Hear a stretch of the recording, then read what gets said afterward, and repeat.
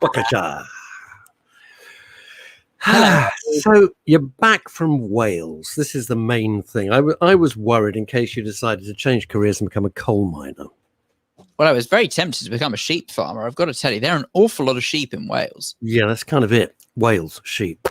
Dumb. Maybe you don't understand. I know that everyone says there are because they always, well, I just thought it was a bit mythical, really. But no, it's true. There are a lot of sheep there. There's a lot of sheep in Wales.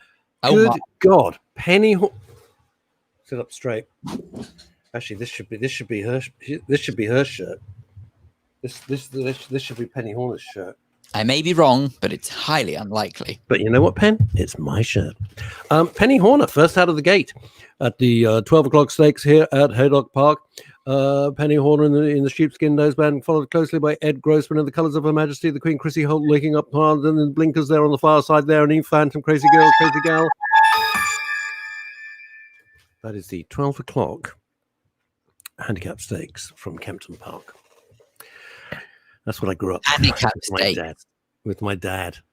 Right, so there's loads and loads of sheep. There are loads of sheep.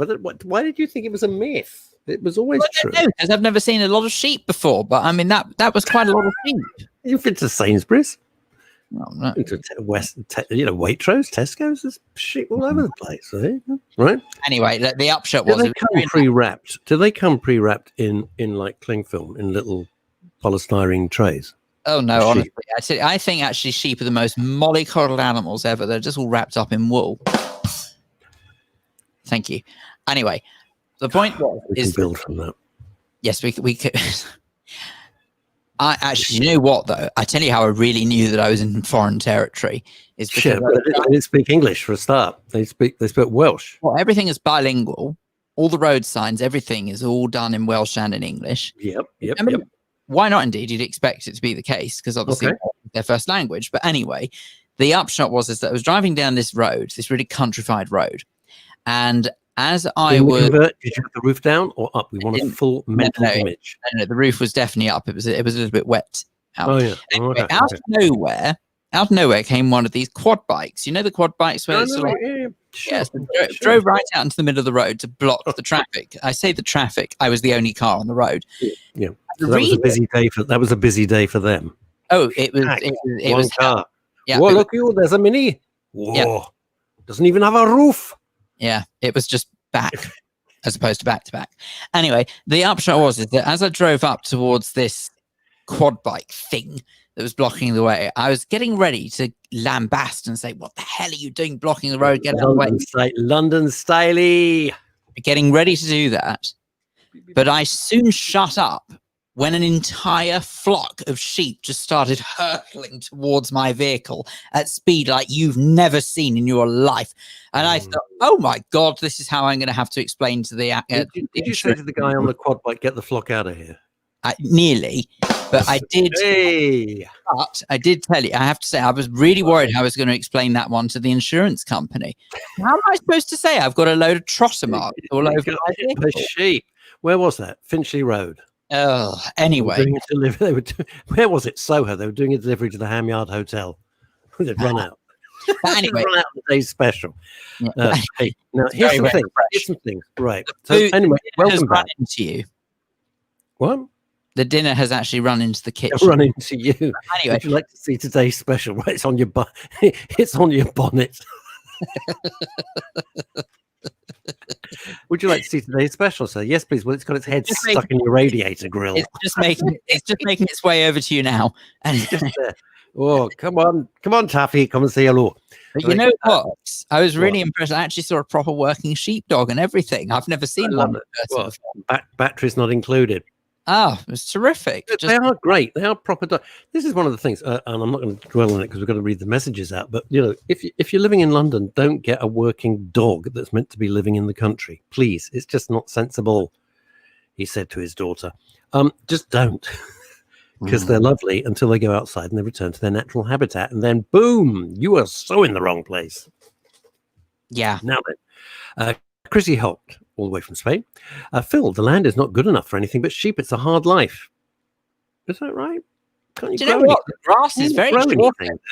The grass is so short. It's amazing. Well, because the sheep will eat it. That's why. No, It's they like do. having a flymo on 4 legs. Oh, but it's extraordinary. I mean, you've never seen anything like it. I mean, even the gardens at Hampton Court don't look that neat. It's Well, amazing. it's very neat because they eat all the grass, you know.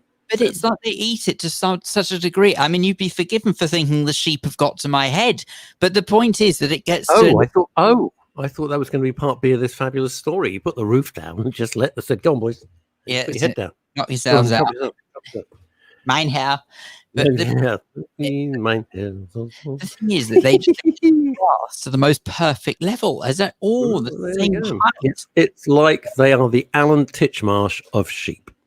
I tell you something though, I was saying this to you just before we went live, I have never experienced peace and quiet until I went there.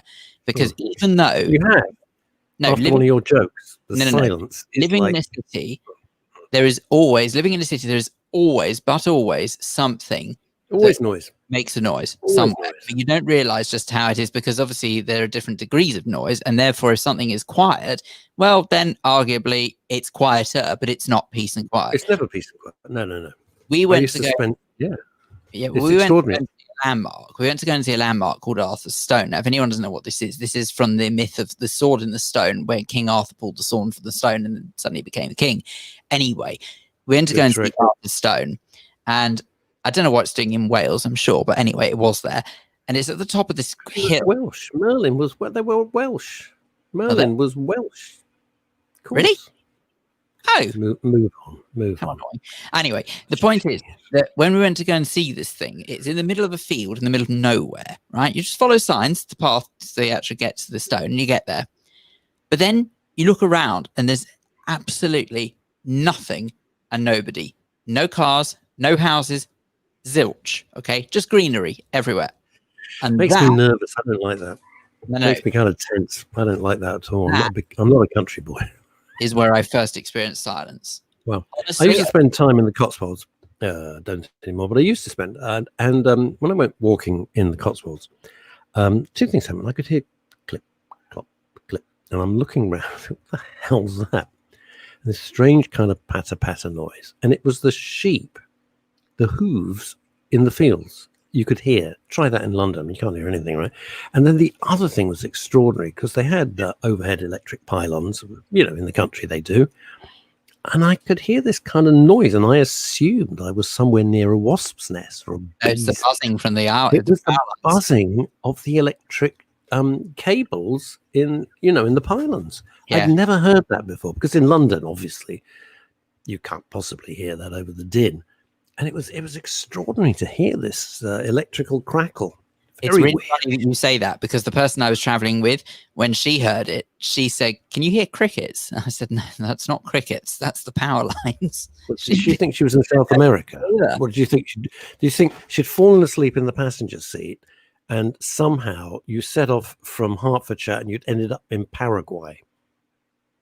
It was just... That's what she would think, right? I don't know. Weird, huh? Right now, Julian McDermott's got the hump. Let's deal with it straight away. Let's just be brave. Let's just go in there. Julian McDermott, a jolly good egg. Hello, guys. Very sad today. I am available for voiceovers. Hello, guys. Very sad today. As I'm now having to miss my holiday to Nice and Monte Carlo at the weekend due to the new quarantine rules. Juliet, if you didn't see this coming, wow. Well, I know. Our lovely guest, Gail Nichols, and her partner, Vaughan Taylor, they were all set to go to the south of France for a little mini break this week. No, ain't happening. Ain't happening at all. And Julie McDermott, but hey-ho, see, this is on the upbeat. That's why she's good, because she looks on the bright side. Hey-ho, I now have a hair appointment all set in stone for this week. Okay. Sword set in stone. So how big is this stone thing that the King Arthur slapped it out of and went, "Hey, everybody, I'm king"? Really enormous, actually. I was quite surprised. You know, on the depictions that you've seen on television, it's all this sort of tiny little plinth thing. But that's the budget.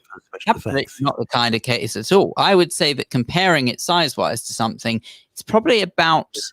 I'm trying to think what to compare it to. It's probably the size of a small van. Small van? Yeah. I reckon.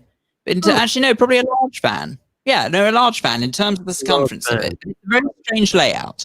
I tell you what, let me see whether I can actually show you a photo of it, because I think that'll be... Well, the person you were with, this mystery person, did they, when you suggested you had lunch and said cock overhand, did you think you meant sex in the back of a transit? Yes. Thank you very much. I'm here all week. Paul Claridge, good afternoon, you lovely people. You're pleased to know I'm no longer, only Paul, no longer up a 15-foot ladder. Paul has been writing, but Paul's one of our dear listeners and a good mate. And he, for some reason or other, he's up a ladder every day. I don't know what the hell he's doing. How he's distributing what he has to distribute. You throw it down, Paul. Go, take that, you people of Croydon. You do not deserve my magnificence. And you're throwing copies of the Evening Standard at them, or whatever it is, Metro. You know what it is. Paul, let me know how he got on. You know what I mean, by the way. Tim MacArthur. Hi, Tim. Hey, Juliet. Same here. Oh, bugger. That's a blow for both of you, because I know you were looking forward to that, Tim. Juliet, same here. Was due to go to France next Monday, and now I'm not going. Also have a hair appointment. On Friday. So at least that's something. Loz. Tim MacArthur, if you don't listen to his show, Healthy Acting, and everything else that he does, he's great. He was a guest on the Friday show recently. Very, very nice man. Very talented actor, may I say, and writer as well.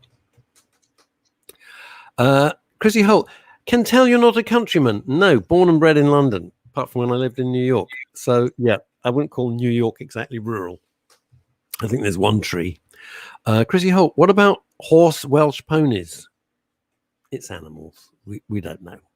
Did you see any pit ponies or anything? There actually were quite a few wild horses there, actually, and they were very. Actually, there was one time it was quite exciting, actually, better than pay-per-view, where there was a wild horse fight. Wild horse fight? Yes, it's most extraordinary to watch. I got to tell you. Right. Watching us the last bit of lamb, or what is it about? I can't do this in any other way, so I'm just going to have to hold this up to the screen. Isn't that nice? There you go. That's Arthur's stone. So I'm confused. It's got like a stone and then kind of a roofy thing over the top. I don't mean it's been roofy.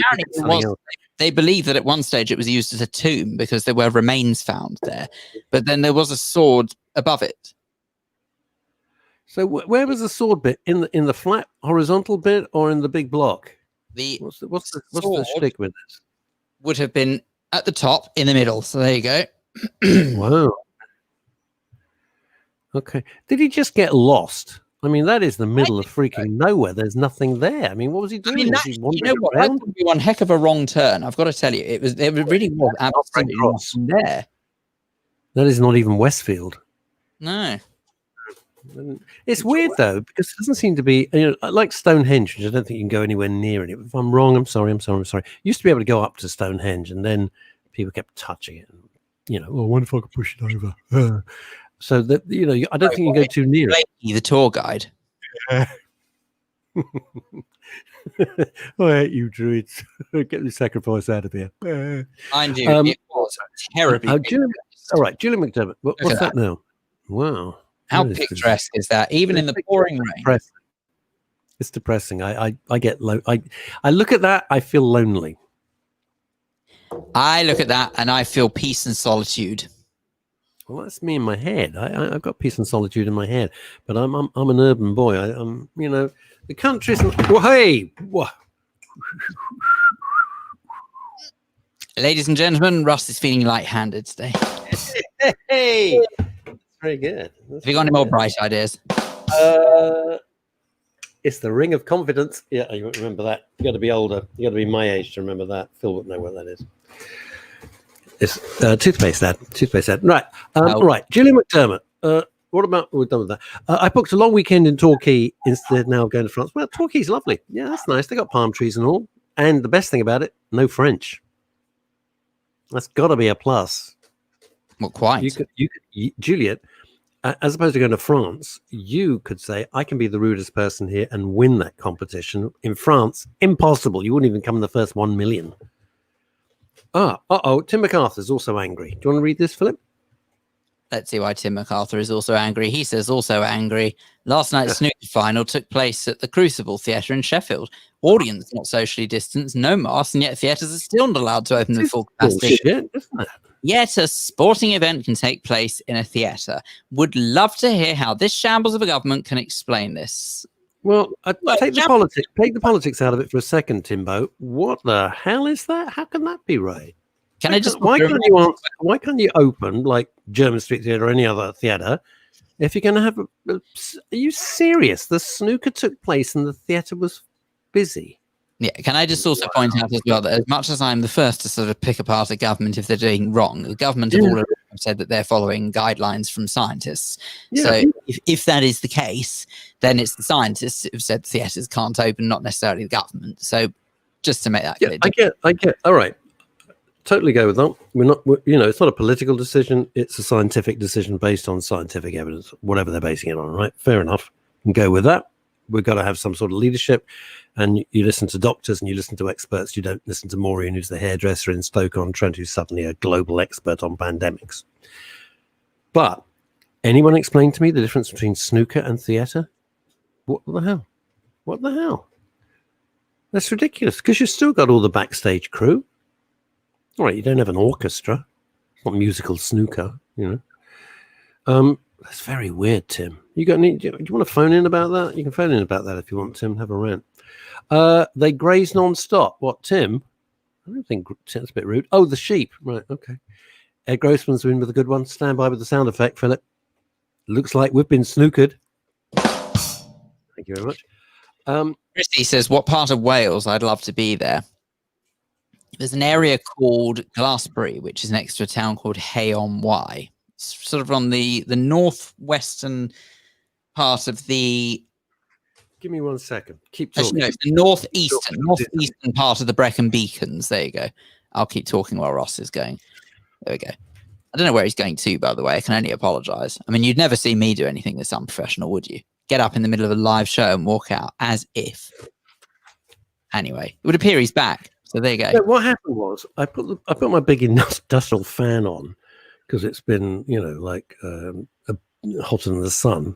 And suddenly the temperature dropped. And I'm thinking it's like sitting in front of like a Hercules. I don't need that. I mean, Hercules aircraft as opposed to I am Hercules. I don't mean that. Two schools of thought. Did you do that whole thing about King Arthur? You never really fascinated me, King Arthur. I just thought it was a bit bonkers, really. Two schools of thought about King Arthur. Yeah, I mean, they're cute. One was that he was Welsh and the other that he was Cornish. No mention that he came from Finchley. The hell's that? And no mention at all. Someone's just sending a message at the wrong time. Yeah. Oh dear. What would Freud make of you? What about cocks crowing early morning? Who can only I tell you what, the place I was staying. Ramsey says that we went for dinner at friends in North London. My wife said the people there would wear masks as we would be in close proximity. It turned out the people whose house it was felt no need to wear a mask as they were in their own home. Go figure. Well, that makes sense, Ramsey. I'm with that. No, I'm not. Go to somebody's home and they're wearing a mask. How are they going to eat dinner? No, I'm not with that. I mean, I would sort of say around the dinner table that's very different. You do have to sort of make sure that you be able to eat some food. But I don't think the rest of the time there's any excuse. It's very simple. There was a very simple graphic that appeared on social media that on the rare occasion I actually bothered to look at social media now. There was a very simple graphic that appeared on social media now where you had 3 images. First one, only cartoon, 2 faces facing each other, mouths open, and you can actually see the breath and the particles meeting in the middle as they were blatantly talking. The second image showed one face with a face mask, one without, and the particles flying towards the person wearing a face mask. Then it showed the third image of both of them wearing a face mask with no particles. And very simply, it just said, "Get it?" ? It couldn't be easier. It really couldn't be easier. Recently is the answer to your question. Yes. So if you went to somebody's home, I'm very confused with this, right? We had lunch, safely distance. You didn't sit opposite me, safety distance, which you were wearing a mask. We were having lunch. Yes. But if I came to Phil Dave Towers, God forbid I should be invited, if I came there, you'd be wearing a mask. But if you think about it, when you're in the middle of eating food, you probably don't talk quite as much as when you were talking, as you actually having a conversation face to face with someone. You never met my cousin, have you? Yeah. Chrissy Holt, Hey on Y has a lovely book sale there. You're quite right, actually, Chrissy. Isn't there a festival? Isn't there a famous literary festival there? It's the Village of Books. I mean, all of the shops are old bookshops there. It's lovely. Oh, that'd be my idea of heaven. Oh, I'd love that. And it also, she says, you're used to Brecon Beacons. I know well army trains there. Oh. Yeah, they do. They drag around and get fit. And I climbed the mountain. What? I hiked up the what was it? Everest, K2, Matterhorn. No. There's a mountain called the Black Mountain, which is the tallest one in the Brecon Beacons, and then next to it. No gag. Do not write any gags. Don't. I just can't face it today. Next to it, there's another Black one. Mountain. Okay, fair enough. And I can't remember what it's called. All right, it's called the something not quite so Black Mountain. I don't know. It's called the Brown Mountain. Whatever it is, it's not as high. It's called the You Look Well, You've Been Away, You Got a Tan Mountain. Well, it was 2,300 feet above sea level. I thought that was. You climbed up that? Uh-huh. Did you carabiners and picks and you put on the boots? Oh, and you, God, no. No. Okay. What is there, a lift? Escalator? Or your style? Just sort of did it.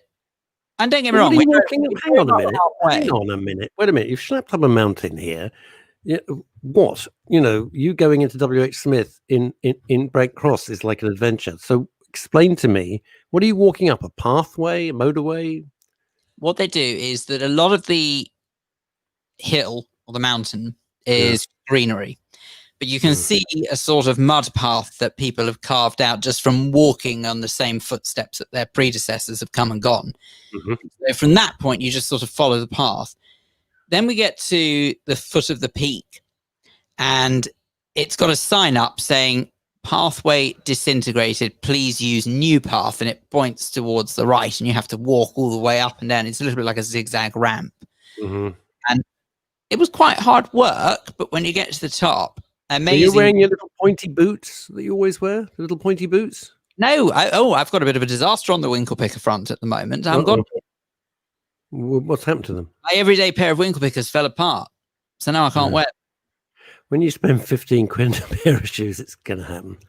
Let's be honest about it. Hey, a nice thing from Ken Elm Janur. And he says, no more jokes. Your hair has never looked better, Phil. And for Ken Elm, you player, to say that is a big old deal. It does look great. It looks great. Honestly, it looks great. I wish you'd have done it years ago. I bet you do too. I had it about years ago, but I'm happy enough with it, I suppose.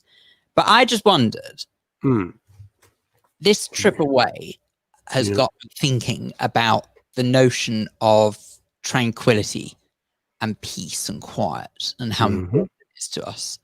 Because forget the moment that when I said that we couldn't possibly know what peace and quiet is until you've actually experienced that kind of scenario. Because honestly, I haven't. I really, really didn't know what true quiet was until I was there, as I'm sure you can imagine, because I hardly ever shut up. But I just thought I can totally understand why people would go for it and why they go on meditation weekends and stuff like that. Because I felt a little bit like I'd reset something. Really? Well, I felt really calm. And I don't know if I felt like it for a long time.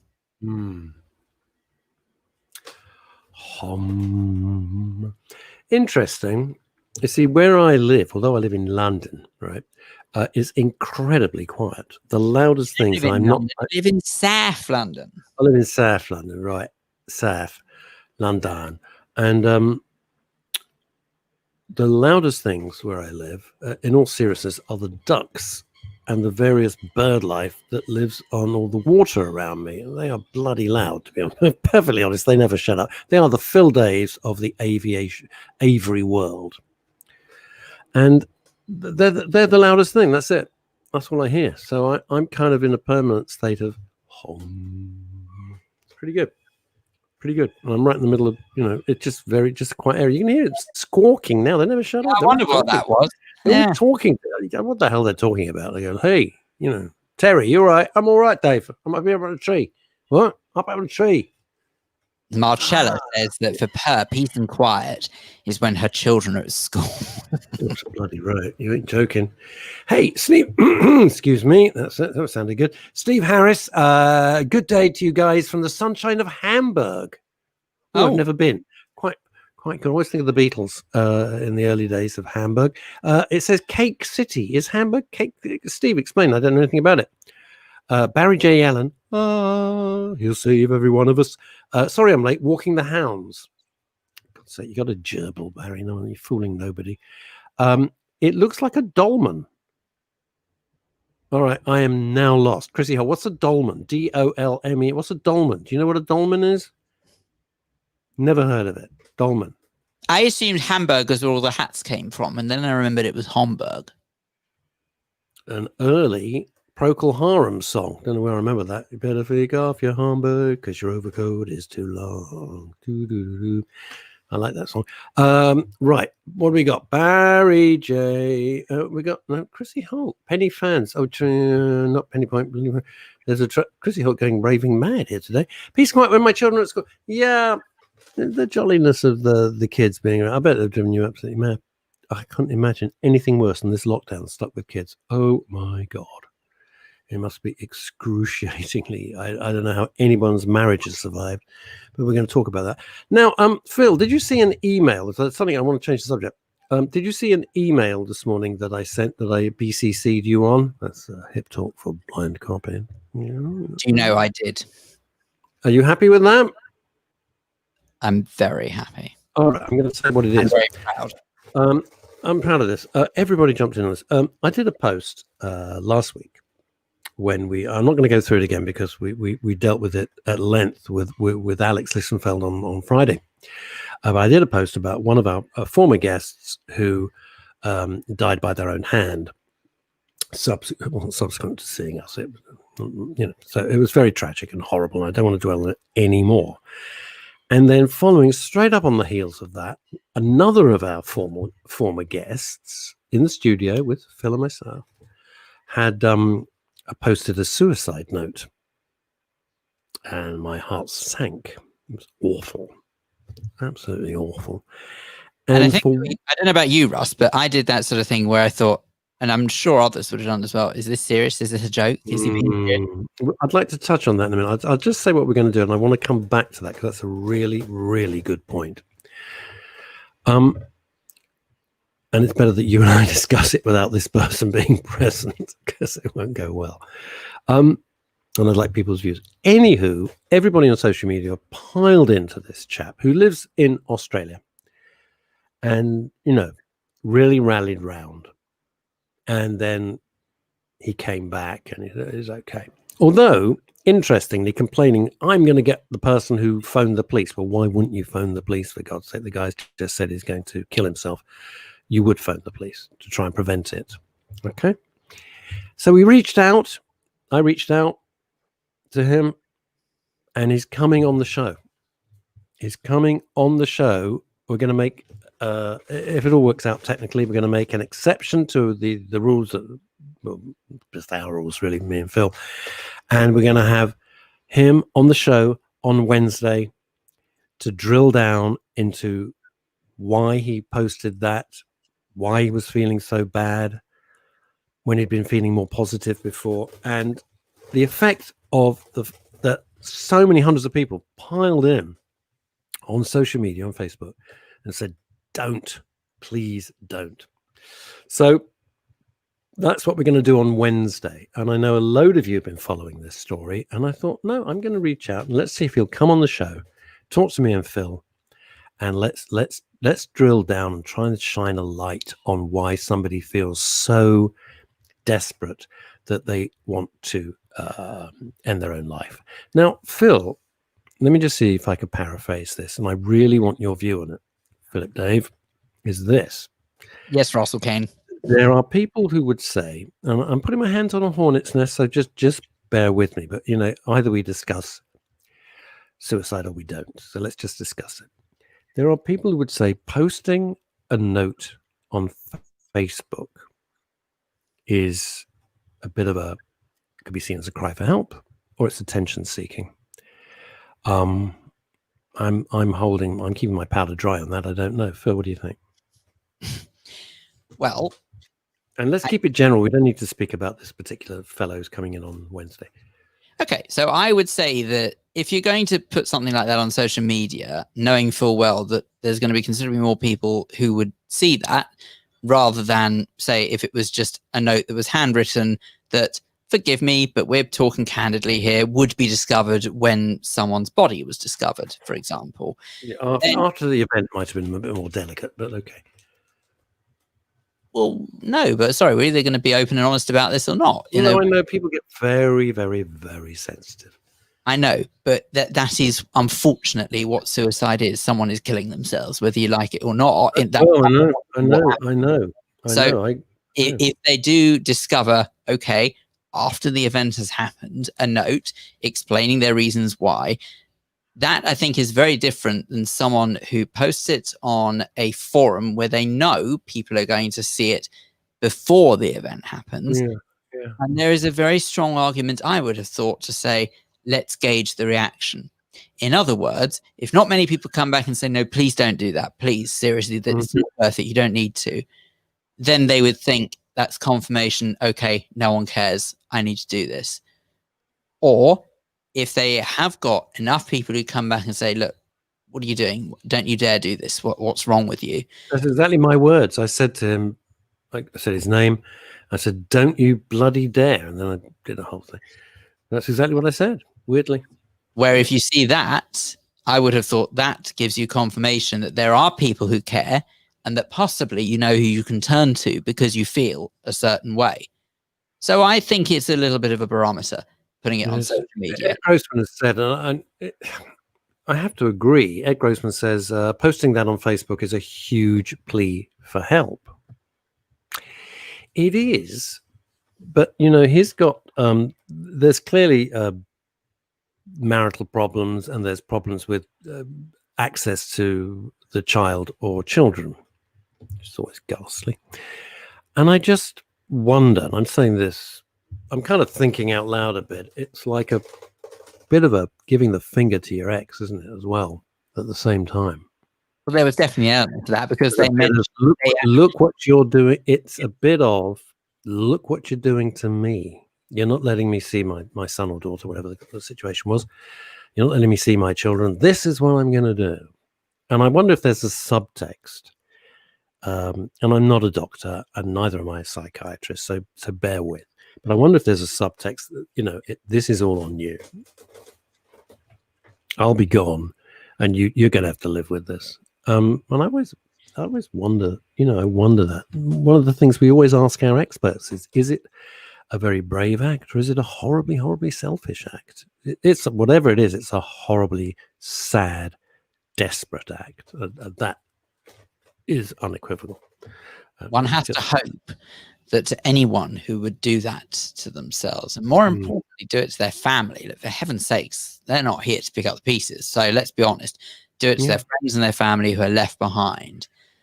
You can only assume that they must be in, I don't want to use the mental health cliches, in a dark place, but you know what I mean. You can do. People get it. Listeners get it. Feeling very, very sorry for themselves to even have to think of that.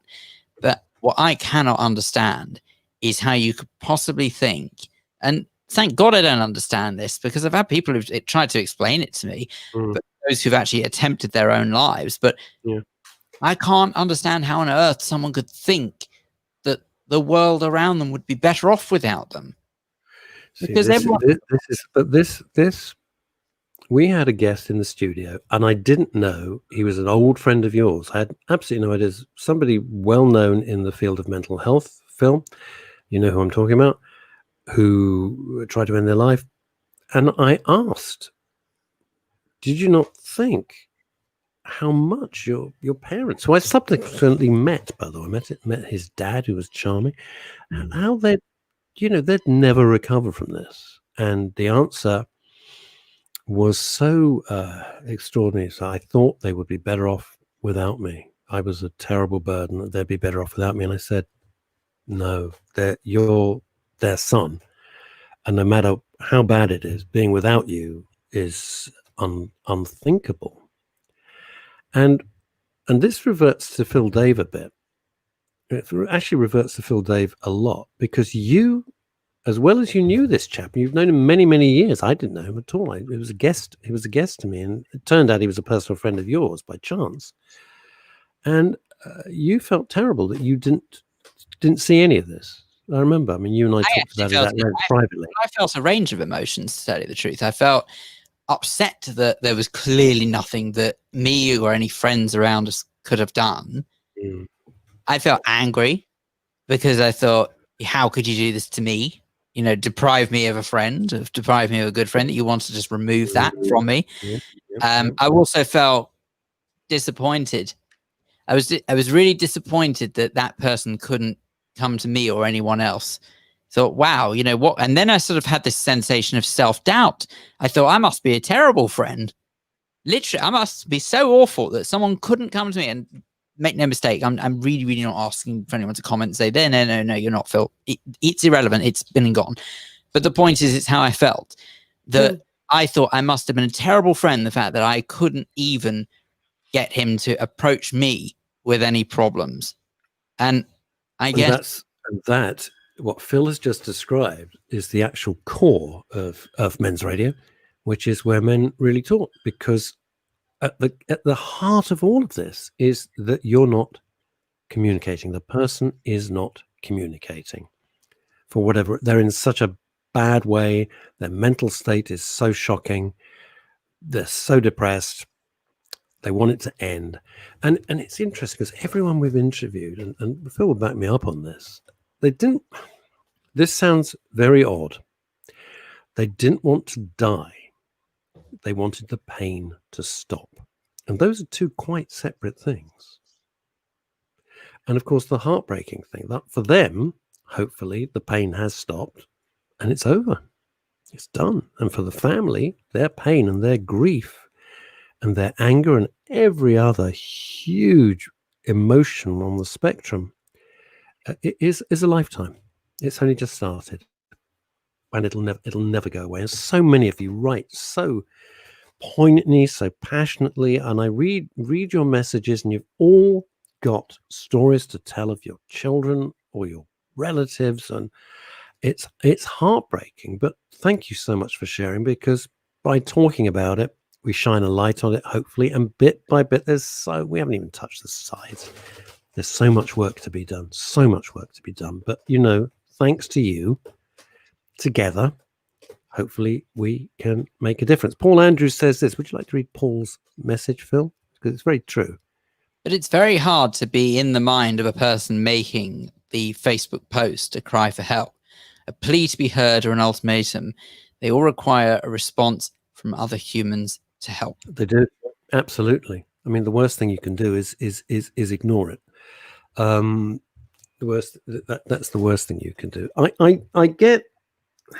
I'll be honest, I get uneasy when I see this stuff on Facebook, and sometimes people have, followed it through. I've forgotten his name. Jason Dawes, Dors, who was the son of Diana Dawes and her husband Alan. And we weren't friends. We never met, but we were Facebook friends. And you could see the posts were getting darker and darker and less rational, and it just felt bad. That's the only way I can describe it. It just felt bad, and he died. And I'll be honest. I mean, I'm not saying this in any cavalier way. I wasn't the least surprised. It was horrible. You could just see this. This was a train crash, and it was going to happen. And I'm sure loads of people tried to intervene. But when he was he was obsessed with his parents. He adored his parents so much, and couldn't be without them. And he was an adult. He wasn't a child. He wasn't a child, of course. It's such a difficult subject. One of the things we were talking about, Phil, which is why I was a little prickly at the front end of this chat. And I was talking about it with Alex, obviously, who's with the Samaritans as well as working with us on Men's Radio. Is this somebody pulled me up, and people trolled this very nice woman, and they shouldn't have done that. I don't need defending; it's fine. And she and I were talking, and everything's absolutely fine. There's no harm done. And I used the phrase "killed themselves" about something, and we were discussing what is the right phrase? What is the phrase that won't cause offense? Of course, bearing in mind one thing, you're not going to cause any offense to the person who's dead. They're out the equation. So you can't offend them. It's over. But you want to do the right thing for the family and friends. So I struggle with what is the correct phrase. And Phil, you're BBC trained, so. Well, I've always been led to believe that the correct terminology is ended their life. Yeah. Okay. Because if you were to say committed suicide, that implies that they've broken the law. It's not illegal now, though. Strictly speaking, it's not committing an actual criminal offence. It would also suggest that if you say killed themselves, that it was an act of violence. Well, in one of the countries, and who was it? We had one of our psychiatrists in, one of our psychoanalysts came in, we were talking about it. He was an expert in, could have been Noel, could have been the great Noel McDermott. And in some countries, it's called self-murder. That is a fact. In certain countries around the world, the act of suicide is called self-murder, which is not something that we have adopted over here, thank goodness, because it's a bit brutal. And also a bit inaccurate as well. Yeah, because they really don't. I don't think they don't see it like that. No, they don't. Of course not. Of course they don't. But as I said, every single guest that who we've had into the studio, we've spoken to down the line now that we do everything digitally, which I much prefer. The one thing you must bear in mind, please, is the moment they've undertaken whatever course of action is, they have instantly regretted it. Absolutely instantly regretted it. And I can't emphasize this enough that every single person who thought that everyone would be angry or they didn't want them, the families have rallied round, the wives or the husbands have rallied round, and they've been shocked by this outpouring of love, and they just didn't see it until it was almost too late. So there we are. That's what it is. Yeah. My favorite one was that when the guy went away. Oh, somebody having a tantrum. I love it. I love it when a kid. That is some little brat having a complete temper tantrum. Lord. It's heavy, isn't it? Wow. Everyone's a critic. That's incredible, isn't it? This is some kid having the world's worst temper. This is fantastic. Oh my God.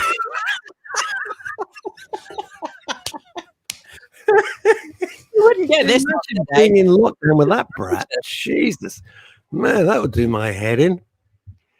Here we go. Wow. Dave Sleet, who we own. Dave Sleet, who's been so supportive to Men's Radio. Thank you, Dave. Go on, Phil. Off you go. The capacity for empathy and unconditional positive regard when someone is struggling is vital. Suicide is like a relay of pain and often the result of long-term miscommunication. Oh, that's really clever. Wow, Dave Sleet, that is really, really clever. That is so good. Like a relay of pain, and often the result is long-term miscommunication. We had a fellow in, I'm sure you remember, who made some terrible business decisions, felt a complete failure, had never fessed up to his wife, and was too embarrassed. And this hole he was in just got worse and worse and worse and worse. And he thought she'd abandoned him and everything else. And he went off to the woods to take an overdose, a forest really, where he lived in, wherever it was. And he was lying there on the ground of the forest, and suddenly he saw this fantastic light, and he thought, "Oh, I'm going." It's funny, it's sad, it is what it is. He saw this light, and he thought it was like a heavenly light, and of course, it was the police helicopter that was searching for him. But in that instance, he thought, "Oh, it's a light." He thought, "Oh, yeah," and he was so grateful. And of course, his wife said, "Why the hell didn't you talk to me about this? You just had to talk to me. We'll sort it out." We're married. We're a team. We'll sort the whole thing out. And so Dave Sleet's point about miscommunication is so true. He had no idea. He thought, he'd be humiliated, and she was nothing but supportive. And he was another very interesting example. Believe me, this has been a huge learning curve for me and Phil and all the gang and all the team, the producers and everybody else at the Men's Radio, all the tech people as well. That he was another prime example of the moment he'd done it, he instantly regretted it. And then he had the real unfortunate thing of being locked up. Because there's a whole complicated area about if you leave a note or not. If you leave a note and you die, well, you're out of the equation. Makes no difference. If you leave a note, therefore it's premeditated, and you don't die, your problems are just starting. Your problems are really just at the beginning, because you get taken away. It's very, very difficult. Paul Claridge. Phil. Paul Claridge says, and I'm not going to put this on screen because it's quite long, because Paul is very, very good at communicating and contributing to this program, but he does write very long messages, and it covers Russ. Actually, I'll show you what happens, because look, Russ, hello? Can you see us? Hello? Hang on, I'm just going to... I'm all right. I'm okay. Hang on. Come around the other side. Come around the other side. Phil, come around the other side of it. I'm all right. Right. Oh, my lovely friend Mandy was a very close friend of Jason Dorslake. His death left her and others who knew him absolutely devastated. And they can't... skip it. Hi, Mandy. That'll do. Okay. Can we give Mandy a big shout out? Hello, Mandy. Okay, right. She's a performance singer and songwriter, but above all, she's an inspiration. She's faced the most horrible cancer and has tackled head on, while still finding time to be a good friend to me, checking up to see how I'm doing. Well, she sounds lovely. She sounds nice. That's a lovely thing, not to be so wrapped up in her own pain, that she's got time for others. That's good. But you're a very nice man, Paul, and you know, in life you get back what you give out. As long as you don't expect it. If you expect anything, forget it. But you give out, what you give out is what you get back. You give out positive stuff, good things come. It's not hippy-dippy nonsense. It's just true. People would rather deal with positive people than with negative people. You deal with negative people, it's like, oh, I can't be bothered. Deal with positive people who are trying to, make a difference or get on with their work or be a bit jolly. You're going to get good. Paul has always got time for everybody. I'm not blowing smoke up his posterior. Paul's always got time for his. He's been terribly ill with cancer himself, terribly ill, and he remained positive and upbeat and charming, and that is a quality that is both rare and so admirable, and that's why we always give time to Paul and people like Paul, because their stories, you look at something like that and you think, what am I worried about? What am I worried about? What's the big deal? Put it in perspective. Do I have, somebody like Paul who fought cancer, it was very aggressive. And then you think, oh, the computer's not working. Oh, I got to do this. It's nothing. Mm-hmm. It's nothing. Just put it in perspective. It's nothing. Are you going to die from this? No. So it's just like it puts stuff in perspective and just count. The old phrase, and it's true, count your blessings. Count your blessings. Don't look at everything that's shit in your life. Look at the things that are good in your life. And everything turns around. It's like turning the telescope around the other way and seeing the good stuff. Don't concentrate on the bad stuff. We've all got bad stuff. Everyone in the world's got really bad stuff. Concentrate on the good stuff. I'm very excited because immediately after this show, I am on, I don't give other radio stations a plug, but I'll explain why. Through my wonderful friend Mike Sweeney, top radio broadcaster, wonderful chap, very nice man. And he has a big show on BBC Radio Manchester, huge show. And I'm his guest just after 1:00 to discuss our initiative with the lovely Bernadette and Steve, our fantastic initiative that Men's Radio is doing with Mental Health and Business. I'm so proud of what of their work. I'm very honoured that we are at Men's Radio are partnering with them on this. And it's what are you doing? You take a picture of yourself. What are you doing? I'm just remembering this moment. I'm creating a selfie. Why? What are you doing? Why are you taking a selfie now? 12? Now, I don't know what's going to happen with this program. Obviously, I hope it goes from strength to strength. And if for whatever reason it's not on air anymore, which hopefully it will be, or What I'm have not. you heard? What? Who's been calling you? Have you had private meetings behind my back? This is what it is. I'm not paranoid. Across a moment where you're just grateful for what you got and you want to remember it. Well, that's true. You should be grateful. There you go. Just took a selfie. That's all. Sugar. It's where you can get, if you're a member of the NHS, I've talked about this and everyone are nuts about it on Facebook, and thank you so much. If you're a frontline member of staff at the NHS or involved in the NHS, there is £100,000 worth of free mental health courses for you. And might I suggest this is exactly the reaction you would get if there was an audience present.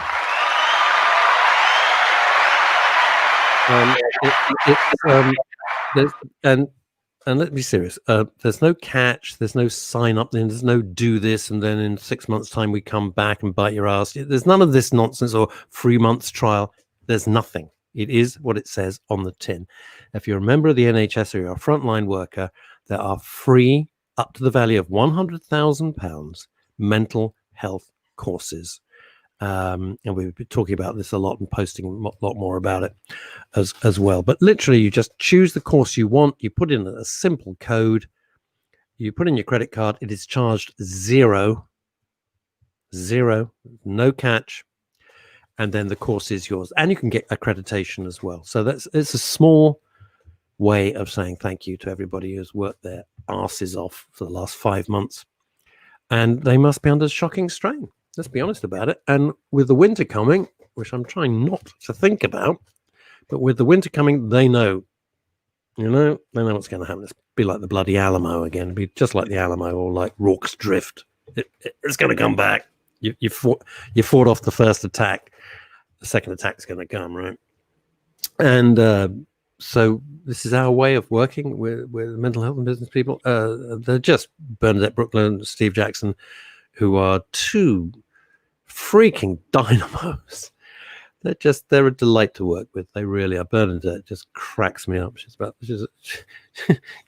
as tall as a postbox, and she's just wow, just solid energy, and she's charming and delightful.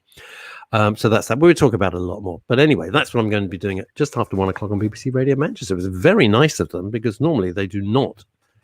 The BBC are not known for reaching out and saying, yes, somebody else from another radio station, please come on our show. But Mike Sweeney showed it to his producer, and the producer said, yes, this sounds good. Let's have it. So I'm flattered. And thank you to Mike Sweeney, and thank you to BBC Manchester for doing it. It's nice.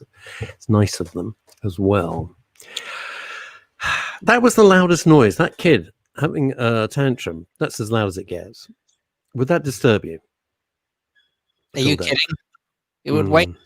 Anyway, it would wake people who were asleep. Was what you were going to say? Obviously, of course. Yes. Nearly put my foot in that one. Nearly walked into a minefield, and it wasn't. It wasn't good. If we get our guest on Wednesday, which we do, I'd really love you, everybody who's watching now and listening, of course, have your questions ready. Have your questions ready, because this will be, fingers crossed we can get it right, your opportunity. We've got obviously huge time difference between here and Australia and all the tech stuff that Phil's going to... I just turned up. Let Phil do it. I don't know why you're laughing. I'm laughing because I'm not doing it. But please have your questions ready. It's your opportunity to talk to someone who's in this position. You might want some clarity for something that's happened to you. We may just have so many general questions. Who's someone who's there at the coal face? Bringing it all back to Phil's Welsh trip. Boom. So think about your questions for Wednesday. What would you ask, you think, Phil? What do you think you're going to ask? What would I ask? Well, yeah, you're going to be there. First question is, what on earth is so bad that's worth ending it all? Yeah. My fear is that somebody, because it's all gone horribly wrong for this person, but someone can slip through the cracks. It's my greatest fear in life, that you always assume somehow there's kind of some vague familial safety net, something there, that if everything went terrible, if you lost everything, there'd be somebody who would say, come on, let's just go and sleep on the couch. Squawking. Grief. Hmm? The bird's still squawking. Good Lord. Well, I'm surrounded by water where I am, on two sides, not including my bathroom. That would be a third side. Know what I mean? So there's loads and loads of wildlife there. It's absolutely amazing. I was watching yesterday this huge heron perched on a rooftop. I thought it was like a statue or one of those things you get from B&Q, and probably Paul Claridge gone up a 15-foot ladder and shoved it up there. And it turned out it was a real heron, because I thought I hadn't seen it there before. Just amazing to watch. And then when it moved, I'm like, oh, real. It's not from B&Q. It's not made out of plaster. So there's all ducks and swans and geese. Better hurry when I take you out in the Surrey. Yeah. And they're loud. They yak to each other the whole time. When I was in Streatham, there was loads of green parakeets. Did you know that? In the Streatham area? I just remember that there was a time when it was read out on a BBC radio programme once where they were talking about parakeets on Hampstead Heath. And this is a true story, that the message was read out on air where they said that one particular listener had felt the need to say they've never seen a parakeet on Hampstead Heath, but they've seen a cockatoo. I was waiting for that. That was an old Bobby Davro gag. But I don't think I can do the gag. He's very naughty. But anyway, it got read out live on the BBC once, where there were 3 people it would have gone through before it was read out on there, and every single one of them. It's classic. Paul Andrews, people who don't call for help do slip through the cracks, especially those who are unable to be honest with anyone for whatever reasons. Absolutely true. Yeah. I wonder if it starts with a little. I wonder if it starts with like a little. I can't tell my wife. Let's just say, I'm using this as an example. I can't tell her that because I'm going to look stupid. And then this just exacerbates into some horrendous quagmire that you can't get yourself out of. I remember that chap who went to the woods and mercifully was saved by the police getting there in time with the helicopter and everything. He'd made some bad business decisions and just dug himself deeper and deeper and deeper into debt, which he had no way of really getting out of, covered in humiliation and embarrassment. It's depression you can understand. Embarrassment is, it's more of a spiral, I would suggest, says Paul Andrews. Paul, I think you're absolutely right. Hello. This is good. Ed Grossman, completely changing the subject. Phil, are you aware that UAE, the United Arab Emirate, and Israel have formally announced normal relations? El Al, which is the Israeli airline, isn't it, will fly from Tel Aviv to Dubai at some point. How cool is that? That's good. Yeah. It's phenomenal. I messaged the rare occasion that I actually decided to tweet something that was not for work related was on Friday when I heard that news. And it is absolutely massive and frankly shameful that not more is being made of it. Frankly, because it doesn't fit the narrative. It doesn't fit the narrative. Put this in some sense of perspective. 2 countries that have been enemies for heaven only knows how long have finally grown a pair, shaken hands, and said, "Do you know what? It's time for peace." And at last, there is something in the glimmer of hope. Someone raised a really valid point. I think it was Rod Liddle who wrote this, and I don't often say that Rod Liddle would necessarily make a valid point, but he certainly has done on this. Easy. No. I'm sorry, I speak as I find, but I absolutely think he has done in this case. And with 30 seconds to go, I've got to tell you that he's made absolutely a spot-on point where he says it's extraordinary how Barack Obama won the Nobel Peace Prize for starting Afghanistan and goodness only knows what else. And yet President Trump receives all of the stick he gets, and yet he's brokered this deal. And on that note, that's all we've got time for. But it's a very valid point. Wow. Okay. Interesting. Okay. Join us on Wednesday. It should be, if we can get linked to Australia, it'll be quite extraordinary. See you then. Bye.